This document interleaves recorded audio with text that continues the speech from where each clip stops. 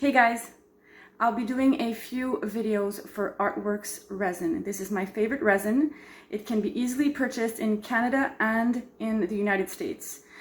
It's very thick and I find that it is affordable for the quality result that it gives.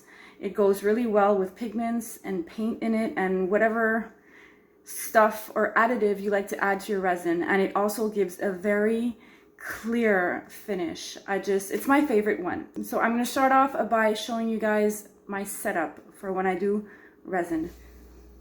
I have this bin that I bought at Canadian Tire. I didn't pay a lot. I think it was like, I can't remember, but under $50, that's for sure. And it's really cool because it has the clips on the side to really seal it shut. You can go like that and do half, but I usually do the whole thing. I leave this up while I'm working, and as soon as I'm done, I gently just slide it on to create the least movement possible so nothing goes in. It doesn't always work 100%. There's sometimes a little speck still, but it really does the job very well. Now, it's not very, very large, so you can't really do huge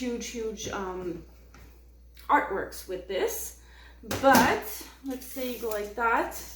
So it's 18 inches, so a 16-inch fits in there, and it goes well to have like space on both sides to work. So 16, and then this side there's 40, so let's say 38 inches would be the longest that you can put. So yeah, this is what I use. As you can see, it's pretty dirty. I had started working directly in it, and then not long afterwards, I decided to use aluminum foil to cover it up. And that way, after I'd done a few and it's very messy, I just pick up the aluminum foil, throw it away, and start anew.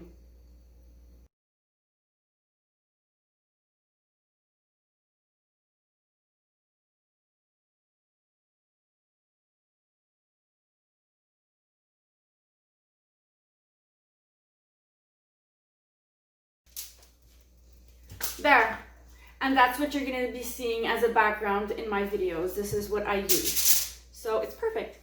Now for the materials, we have our part A resin, part B hardener. You need both of them. They are 2 parts to create your resin that you will be pouring on your artwork. A cup. You could use a measuring cup like this one. Personally, I eyeball it and I've never had a problem, but if your eyeballs aren't working so well, then maybe you could use a measuring cup. I like to mix with plastic spoons because then I can just wipe them off or let it dry on it and reuse them again. Gloves, you guys, you want to have gloves, absolutely. It's a need. A box, you want extra ones beside you, you want a ton of them.